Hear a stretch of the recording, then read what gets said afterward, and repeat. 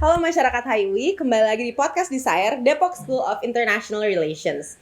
Selamat datang di episode kedua dalam Desire kali ini dengan gue, Glenny dari HI21 yang akan menjadi host dalam episode kali ini. Nah, untuk teman-teman yang belum tahu apa itu podcast Desire adalah sebuah platform yang disediakan oleh Divisi Humas HM HIUI bagi keluarga besar HIUI untuk bertukar pikiran dan berdiskusi mengenai berbagai macam topik, terkhusus mengenai budaya-budaya yang ada di HIUI. Nah, dalam kepengurusan HM-HIUI 2022 ini, kami memindahkan platform Podcast Desire dari Spotify ke YouTube agar konten Podcast Desire ini dapat berbentuk audiovisual. Pada episode kedua kali ini, kita akan bahas satu kata, yaitu transisi. Transisi menjadi sebuah hal yang sangat identik dan melekat dalam kehidupan kita sebagai mahasiswa. Baik itu transisi yang kita alami dari SMA ke kuliah, ataupun nanti dari kuliah ke kerjaan, dan yang telah kita alami juga dari periode online ke offline. Nah, kita kedatangan dua narasumber yang keren banget dari keluarga besar HIUI. Satu dari angkatan 21 dan satu dari angkatan 18. Kita akan bertukar pikiran dengan mereka untuk melihat perspektif yang berbeda mengenai pandangan-pandangan mereka soal kata itu transisi. Langsung aja kita kenalan dengan narasumber kita yang keren-keren banget dan kita mulai podcast Desire-nya. Oke, sekarang udah bergabung sama kita narasumber-narasumber yang keren banget yang akan ngisi podcast hari ini. Boleh Kak, kita langsung kenalan aja? Ya, oke. Halo semua, nama gue Bimo, gue dari HI Angkatan 18. Dan namanya aku Diana dari HI 21. Oke. Mantap. Mau tahu dong Kak Bimo sama Diana, kalian kesibukannya apa aja sih? Ya, kalau kesibukan gue sendiri sih masih berjuang dengan TKA, terus ngasdos sama ya adalah beberapa kerjaan serabutan gitu. Semangat ya Kak. Ya, mantap. Oh, aku di semester 3 pasti udah pada tahu ya, review THI, globalisasi, terus DND, pokoknya ya sekitar tugas kuliah sih sebenarnya. Oke. Gokil. Nah sekarang kan seperti yang kita ketahui tema podcast hari ini itu kita mau ngebahas soal adaptasi. Kita pengen tahu perspektif Kak Bimo sama Diana sendiri yang ternyata emang latarnya beda ya kan, beda angkatan, terus kalian juga beda latarnya gitu kan. Pengen tahu nih perspektif kalian soal adaptasi itu gimana. Kita langsung aja ke pertanyaan pertama, oke? Yuk, Boleh lanjut. banget gas. Sikat. Oke. Nah, aku pengen tahu nih pandangan kalian soal adaptasi dari SMA ke kuliah. Culture shock apa sih di lingkungan HI yang kalian rasain, dimana kayak yang kita ketahui lingkungan HI itu banyak tugas dan kompetitif banget. Apa sih yang kalian rasain dari SMA ke kuliah? Siapa dulu? Siapa dulu nih? Kak Bimo deh. Dari dulu deh yang masih seger. Iya, Oh, iya. oke, Kelihatannya, oke. nah, Oke. ya. Kalau dari aku ya mungkin culture shocknya itu tentang melimpahnya tugas, karena ya waktu SMA bisa dibilang agak santai nggak sih gue? Iya, Kayak tugasnya kayak literally pilihan ganda, terus kayak kirim essay lah lewat WA gitu. Terus sekarang tugasnya ya nulis paper yang sampai yang kadang 1000 kata gitu kan, 1000 kata. It's kind of crazy gitu sih. Mungkin culture shocknya tentang kebanyakan juga sih. Bukan. Kalau Kak Bimo gimana? Nah, kalau buat gue sendiri sih sebenarnya kultur shocknya itu lebih ke orang-orangnya sih. Pas masuk itu kayak kadang-kadang ngerasa insecure gitu loh, kayak misalnya, wah dia ada satu orang ini, dia misalnya kayak udah sering ikut lomba dari SMA-nya lah, habis itu semester 1, semester 2 itu udah kemana-mana lah. Jadi itu sih kultur shocknya, lebih ke orang-orangnya sebenarnya. Di angkatan kita juga gitu nggak sih, Gi? Setuju. Di setiap angkatan sih sebenarnya. Iya, setiap Iya, angkatan. setiap angkatan. HIUI. Highway seprestisius itu ya guys, Iya. kalau gitu sih. Tapi oke. Nah, dari culture shock yang kalian alami ini, aku pengen tahu struggle apa sih yang kalian temuin selama ngadepin culture shock? Boleh aku jawab dulu? Ya, silakan. Oke, kalau dari aku sih mungkin cerita aja ya. Aku kan dari Sumatera ya, dari Bengkulu, and di sini nggak begitu punya keluarga, tapi di Depok gitu kan. Mungkin ada sih kayak kerabat-kerabat jauh di Jakarta, tapi most of the time aku di Depok ini kayak ya udah tinggal sendiri gitu loh. Kalau dulu di rumah, I guess kayak lebih gimana ya? You know, kayak setiap kali kalian bangun tuh kalian udah punya home cooked meal gitu kan, udah kayak gak harus apa ya, dulu mikirnya ya fokus buat SMA aja, fokus buat sekolah. Tapi sekarang not only you have to focus on your academic, kamu juga fokus gimana caranya biar masih bisa tetap hidup di Depok gitu kan. Kayak yang awal-awalnya apa ya, lo the things kayak aku banyak yang nggak tahu, kayak misalnya produk-produk buat bersih-bersih itu apa aja sih sebenarnya, macam-macam kan kayak jenisnya, kayak that's something yang aku pelajari along the way while I was living alone gitu.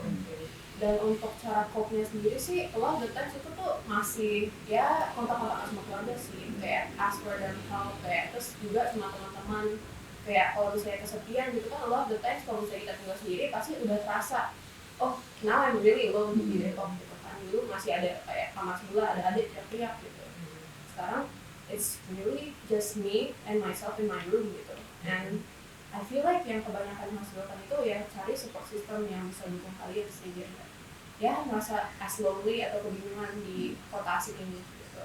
Oke. Gue itu sih effortnya itu sebenarnya lebih ke transisinya itu sih, dari santai habis itu tahu-tahu langsung dijembrengin banyak banget hal yang dilakukan dalam satu waktu gitu kan. Kayak dulu pas zaman semester 1 kan gue offline kan. Online ya.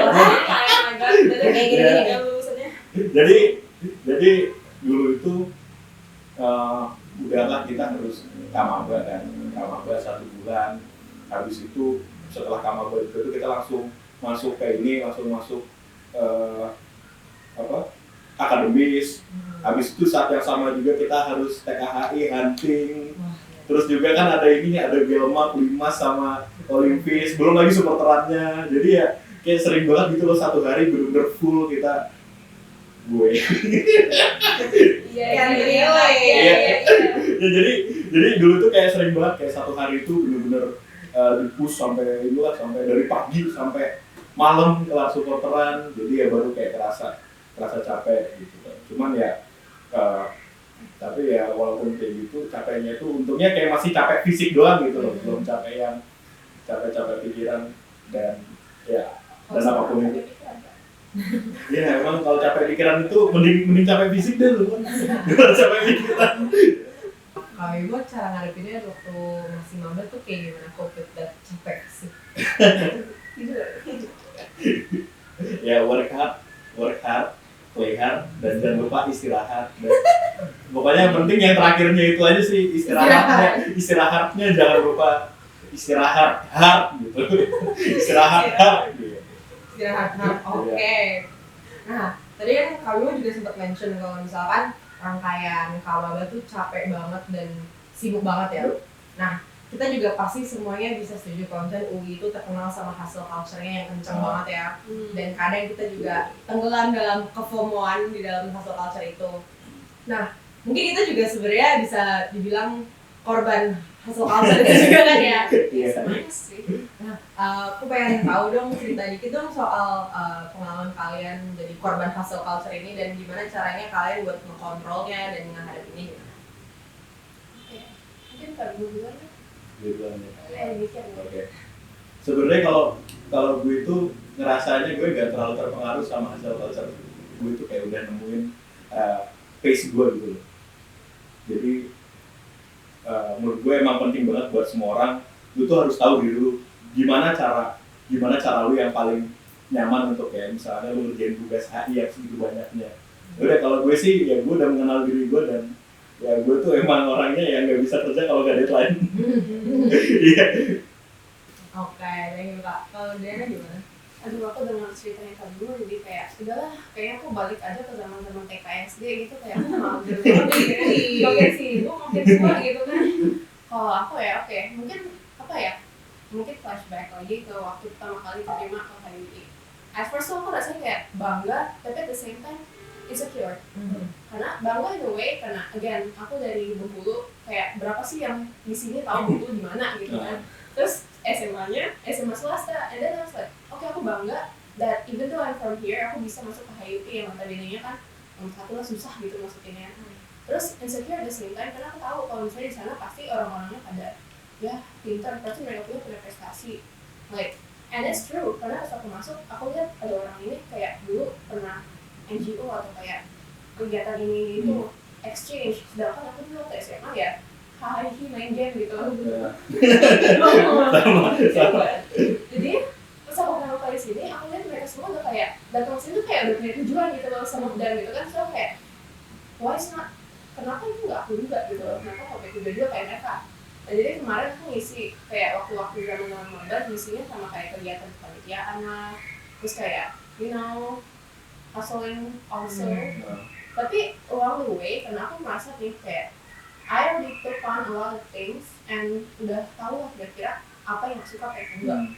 Jadinya for mungkin ya orang-orang sini yang mungkin merasa FOMO juga gitu kan, terus kayak merasa kalau misalnya kalian tuh perlu hustling lebih banyak, itu tuh you need to reflect gitu kan, benar kayak work hard tapi juga play hard, istirahatnya juga penting gitu kan, istirahat. Jadinya you need to prioritize kira-kira kalau misalnya kamu ikut hustling di kegiatan ini nih, apakah ini will bring more positive dan negative for you gitu kan. Kalau misalnya kita mau kayak sama high interest ya, interest cost-nya, benefit-nya gimana gitu, yang merealis. Nah jadinya it's okay to let go of something sih sebenarnya kata aku, asalkan yang kamu ambil itu benar-benar what you like and what you think is most beneficial to you. Mungkin agak realis tapi ya udah gitu. Itu kenyataannya gitu. Because at the end we can't say yes to anything sih kata aku. Tambah dikit. Tapi kalau menurut gue ya, hustling itu tuh sebenarnya ini fase. Kalau menurut gue tuh hustling itu fase. Jadi pokoknya at some point di dalam hidup lu ya, apalagi lu di hari ini, pasti ada kalanya itu lu hustling. Kayak entah itu karena emang lu pengen entah karena emang lu pengen hustling atau lu ada pressure dari kanan kiri atau lu FOMO atau gimana, pokoknya pasti salah satu waktu pasti lu bakal ada kalanya lu tuh bakal sibuk banget dan lu hustling. Dan setelah masa hustling itu selesai dan lu bakal reflect ke dalam diri lu. Ya. Dan itu juga tuh kayak salah satu fase di mana lu tuh nemuin lu tuh nemuin apa hal yang emang benar-benar lu suka gitu loh. Iya. Jadi ya kalau misalnya menurut gue sih hustling itu ya agak sedikit itu sih inevitable sih sebenarnya. Dan itu juga kayak cara lu menyaring aktivitas yang lu suka dan yang paling beneficial juga buat lu. Gitu sih. Jadi it's a way untuk find yourself juga nggak sih? Iya. Menurut kita ya. Gue pasti sih. Oke. Tadi kita udah ngomongin soal transisi dari SMA ke kuliah nih. Sekarang khusus nih questionsnya buat Bang Mimo. Apa nih? What's it nih? Deng. Kita pengen tahu nih transisi dari kuliah ke kerja gimana? Ya. Nah ini kalau untuk di few next questions Diana kalau mau nimbrung atau ngasih pendapat boleh banget. Tapi karena di sini di antara kita bertiga yang udah kerja Bang Mimo doang, kita langsung tanya aja Bang Mimo ya. Ya sudah. Yang pertama nih, pengen tahu nih Kak, enakan mana sih kuliah atau kerja? Kalau gue menurut gue sih kerja. Sumpah? Iya, menurut gue kerja. Karena pertama kita dapat duit ya. Dan kedua itu gue tuh emang ini sih ya. Gue tuh orangnya itu agak suka tantangan gitu. Maksudnya kalau misalnya kuliah kan lu udah tahu kita bakal ngapain aja sampai paling enggak sampai akhir semester gitu. Entah kenapa kalau gue itu kayak suka kejutan-kejutan yang ada di dalam dunia kerja gitu loh. Kerja itu emang banyak uncertainty-nya, tapi ya justru menurut gue itu yang bikin seru. Ya karena ya mungkin gue ngomong kayak gini juga karena gue kerja juga kayak belum selama-lama itu juga kan, kayak masih masuk dikit lah istilahnya. Tapi yang paling surprise yang udah lo temuin apa? Ya misalnya kayak dapat peluang-peluang bagus gitu loh. Sesimpel gini aja, misalnya kayak gue pernah kayak disuruh ketemu sama orang yang dia itu ahli di bidang yang gue suka. Ya misalnya kayak gue kan dulu pernah magang gitu kan di instansi pemerintahan gitu. Jadi kayak gue tuh suka ya namanya perdagangan gitu. Terus gue itu diketemuin sama, bisa dibilang bukan pakar lagi, dewanya perdagangan Indonesia gitu loh. Jadi menurut gue enaknya itu di situ, kayak surprise-nya tuh banyak. Chancesnya juga banyak. Iya. Kalau menurut Diana kira-kira nanti bakal biasa kuliah apa sih? Aduh, tergantung sih aku rasa kerjanya apa. I feel like aku dengar kan kalau misalnya kebanyakan alumni HI itu kan consulting gitu kan, which is consulting duitnya aku dengar banyak gitu kan. Tapi at the same time I heard too kalau misalnya apa ya, kerjanya itu long and hard gitu kan. So sometimes kayak aku kuliah tuh kayak kayak kebanyakan orang juga bilang ya kuliah itu zaman yang paling enak gitu kan. Terus mungkin gak bisa relate ya kalau misalnya jadi THI gitu kan, sambil nangis dan lagi 20 menit lagi gitu. Tapi untuk proyeksi sih kalau saya dengar dari kita kalau saya dengar cerita tadi sih kayak anak that apa ya, jadi agak curious gitu kayak apa bedanya meeting new people gitu kan, new opportunities. Kalau kata aku sih ya enjoy whatever you have right now sih sebenarnya. Next aku pengen tahu dong buat Kak Bimo nih, ceritain dong pengalaman pas hari pertama kerja itu ada culture shock apa gitu. Oke. Ya emang bisa dibilang pas pertama kali gue masuk ke dunia profesional itu isinya culture shock doang. Bener, sumpah. Iya. Jadi pertama kan ya kita nemuin orang-orang baru yang bisa dibilang apa ya, udah lebih berpengalaman, pokoknya lebih tinggi dari kita lah. Kan kalau misalnya di ini kan kayak di universitas kan gitu, udah kita kayak sama aja gitu loh, sama aja sepantaran gitu kan. Jadi kita dengan ketemu orang yang misalnya kayak lebih tua, lebih berpengalaman, kita bilang harus ini kan, harus kayak nyesuaiin gimana cara kita behave. Habis itu kita juga tuh sebenarnya yang paling penting ini sih, dalam kerja itu sebenarnya dinamis banget pokoknya. Semuanya itu ya bisa dibilang kayak bakal ada aja surprise-nya kayak yang udah gue bilang tadi. Sama karena pas gue pertama kali kerja itu kan magang ya biasanya ya. Jadi kalau magang juga kan kayak bisa dibilang kita ini harus nunjukin kalau misalnya kita itu apakah kita itu bisa dipercaya dan apakah kita juga itu bisa menerima tanggung jawab yang diberikan gitu loh. Kalau di dunia kerja itu tuh kita nggak cuman nunggu disuruh harus ngapain, tapi untuk kita dapat tanggung jawab yang lebih besar. Karena kan kalau misalnya di kerja atau di magang itu kan bisa dibilang ini ya kayak gradual gitu kan. Lu tuh nggak tiba-tiba masuk langsung dikasih tanggung jawab yang besar banget, enggak juga kan. Tapi gimana caranya supaya lu berkembang itu kan ya lu belajar dan lu diberi kepercayaan dan tanggung jawab ya secara gradual lebih tinggi dan itu sebenarnya sih tantangan yang gue rasain. Tapi yang gak usah ditakutin lah, karena bisa dibilang ya kita semua tuh ya bisa, kita semua tuh bisa, cuman asal kita berani mulainya aja. Jadi mikir banyak sih kita guys. Iya. Oke, dari tadi kita ngomongin dunia kerja udah cukup lama ya. Kita kembali ke dunia kuliah. Balik lagi ke dunia realitas. Realitas kita yang sekarang udah offline, tapi kan kita sempat online beberapa tahun ya, 2 tahun ya kita online guys. Nah, aku pengen ngomongin soal transisi dari online ke offline nih. Pertama buat Diana. Wow. Aku pengen tahu perasaan pas pertama kali offline gimana, karena kan kita berdua maba online ya. Terus jangan sombong Pak, jangan sombong. Kita maba online, terus tiba-tiba semester 3 kita offline. Pasti kan banyak perasaan dong yang kita rasain, kayak aduh agak takut tapi agak seneng juga. Tapi kira-kira apa yang kamu rasain? Dan sejauh yang kamu temuin selama periode offline ini, struggle apa aja yang kamu temuin? Aduh, mungkin yang salah satu hal yang paling aku kangen dari kuliah online itu bangun 5 menit sebelum kelas. Kayak sekarang aku harus bangun tuh kayak 1 jam sebelum kelas gitu kan, karena jalannya kayak ya sedianya 30 menit sebelum kelas mulai karena tinggalnya lumayan dekat gitu kan Depok. So like I still miss waking up kayak really like close untuk kelas itu mulai. Kayak misalnya kelas jam 8 nih, aduh aku pengen banget sama kelas jam 8 offline. Kan tapi kalau dulu online ya udah kita pengen bergadang sampai jam 2 kayak kita bangun 5 menit sebelum kelas aja udah aman gitu. Tapi sekarang literally ya to sleep kayak gimana ya, membenarkan sleep schedule, terus bangun tepat waktu, siap-siap timely, terus berangkat ke kuliah, which is kadang-kadang tuh capek karena UI gitu kan, luas, kadang-kadang Depok panas, hujan gitu. That's a lot of things kayak yang mungkin nggak terasa kalau misalnya kita kuliah online gitu. Terus struggle apa lagi ya kalian itu sih offline mikirin kayak apa ya, you know when it's online kita kan pakai baju rumah ya. Terus kalau kita kuliah offline kita harus kayak at least show an effort to dress up ke kuliah, nggak mungkin kita pakai baju kaos gitu celana pendek di bawah.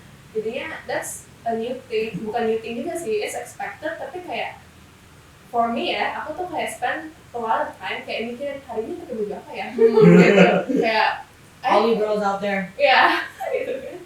Itu sih kalau dari aku belum kepikiran, mungkin Pak mau tambahin dulu belum? Iya, mungkin kalau dari Kak Bima sendiri, gimana nih rasanya akhirnya bisa offline lagi? Kira bisa Iya, offline lagi. karena nggak Pak offline. Atau biasa aja? Justru ya, gue tuh emang ini banget sih, kangen banget offline.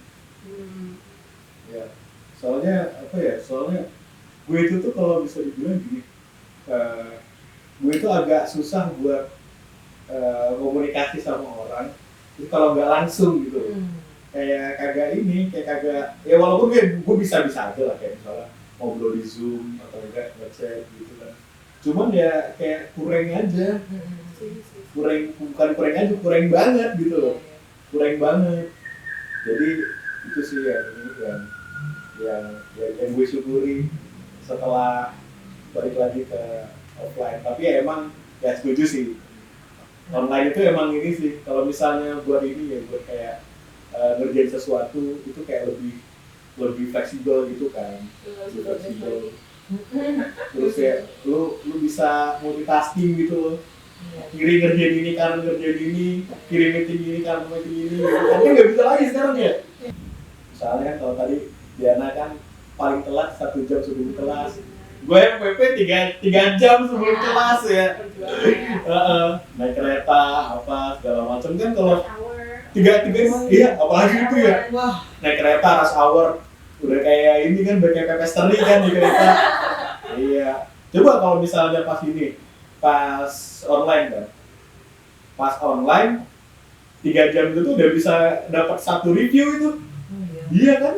betul juga sih. Iya. 3 jam tuh 1 RR atau 1 review itu Iya kan. sih, benar sih. Iya. Sedangkan ini pas offline ya kita habis buat ini doang, buat jalan doang. Tapi ya itulah, ya plus minus lah ya. Ya. Oke. Ceritain dikit dong Bang soal pengalaman kuliah offline waktu sebelum pandemi. Kira-kira dulu tuh apa sih yang nggak boleh kayak nggak dilakuin gitu pas kuliah offline, apakah nongkrong atau iya. temen atau Benar, pertama nongkrong. Sama ini sih kayak bisa dibilang ada satu hal yang gue nyesel banget sih. Nggak keep up sama orang-orang yang gue kenal dulu. kayak gimana? Kayak misalnya dulu tuh apalagi pas di semester 1 sampai 4 itu kan kayak kita banyak peluang buat kita ketemu orang baru gitu, misalnya kayak lu di kelas PPDK kan sama mahasiswa fisik lain gitu kan, atau enggak lu pas ikut BEM ikut apa kan kayak ini ya, kayak lu tuh punya peluang buat kenal sama orang lebih banyak. Habis itu lu juga tuh punya peluang buat lu kenal lebih dekat sama orang yang bisa dibilang pas zaman online itu tuh kayak nggak bakal dekat gitu loh. Karena kan kita kan kalau di online, kalau pas masa online kan paling kita kenal sama orang baru ngapain? Misalnya, yaudah kita kalau misalnya secara nggak sengaja ketemu di kelas aja, bahkan juga sebenarnya jarang gitu kan. Atau enggak kayak misalnya balas story, tapi misal lu balas story orang yang nggak dikenal, kayak lu ngerasa aneh gitu kan? AWK kan. Tapi sedangkan kalau misalnya di pas offline kan ya kita bisa nimbrung aja kayak. Ini kalau misalnya online nih, ya gue nggak bakal ketemu lu, nggak bakal ketemu Diana kan. Jadi ya, atau enggak kayak misalnya kita lagi di konsep, yaudah tahu-tahu nimbrung satu sama lain kan ya bisa banget kan. Kalau misalnya aku bisa nambah sih, it feels like apa ya, kalau misalnya pertemanan relationship online itu it's harder to maintain karena kayak kita harus actively decide untuk kayak komunikasi sama orang ini. Kan kalau misalnya di live kan kita bisa aja kok apa ya? Lu bump someone kayak gitu. duduk sebelahan kelas, itu kan udah termasuk bentuk bonding gitu. Kalau misalnya online, it feels like ya ketemunya kalau misalnya ada kepentingan aja gitu. Karena kayak apa ya? Yeah, it's just harder to maintain karena we have to actively choose kalau misalnya online itu, kalau misalnya kita pengen apa ya, keep up with our friends gitu. Kalau misalnya offline benar kayak gitu, hai, duduk bareng. Oke, nah tadi kan mention banyak nih soal ketemuan sama temen, soal betul, meeting betul. new people. Nah, kira-kira kalau dari Bang Bima sama Diana sendiri, kalian ada nggak sih your go-to place di Depok yang menurut kalian tuh nyaman banget, atau mungkin your peer group tuh kalau nongkrong tuh pasti ada di situ gitu, kayak ada nggak rekomendasi tempat gitu untuk nongkrong? Oke. Diana dulu. Apa ya? Aku anaknya bukan kayak apa ya, pulang-pulang gitu, kayak kuliah nongkrong kuliah gitu kan aku kan. Benar. Tapi apa ya, palingan mungkin berkaitan lagi dengan yang pertanyaan sebelumnya, kayak kalau misalnya offline itu lebih gampang bikin plans, kayak literally kita naik kelas sesibah di abis ini terus yuk cabut yuk gitu. Gas. Nah, kalau misalnya kayak gitu kan biasanya ya buat anak fisik kalau misalnya nggak punya waktu ya palingan takor gitu kan. Kalau misalnya takor rame kesejiwa gitu. Iya.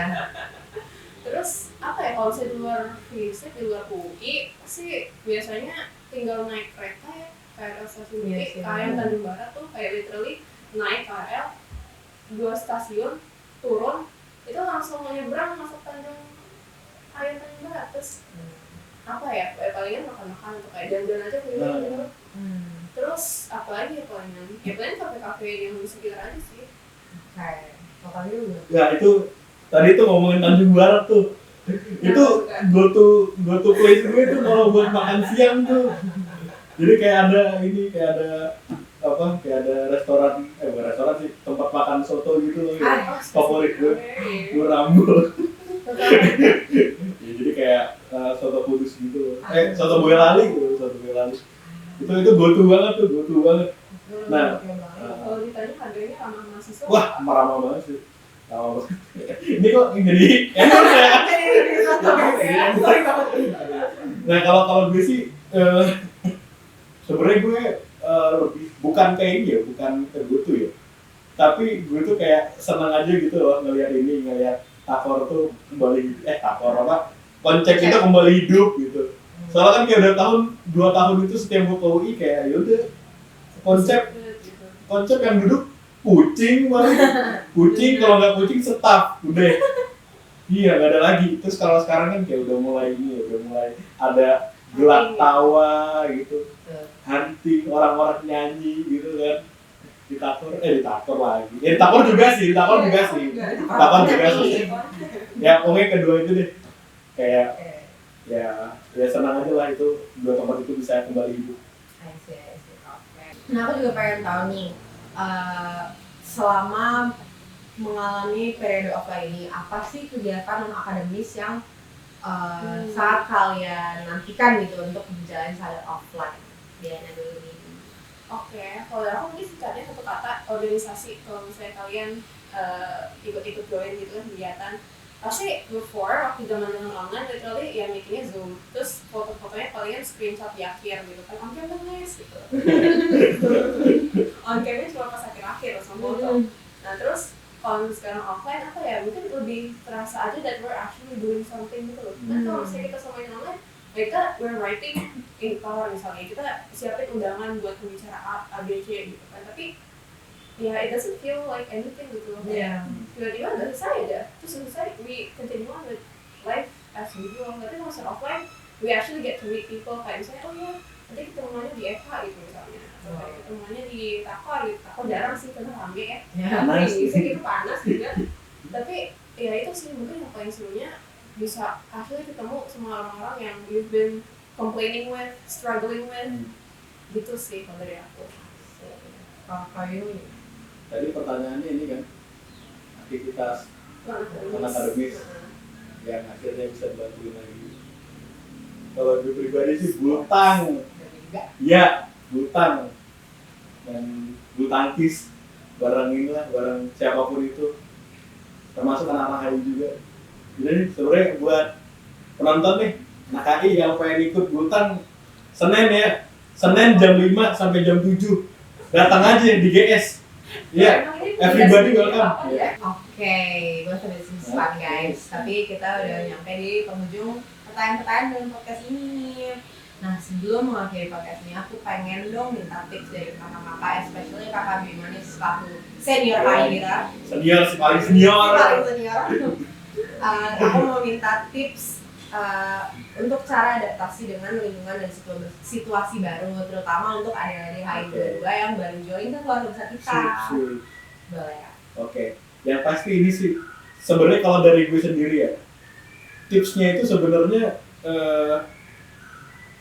nggak tentu bakal applicable ke setiap orang sih.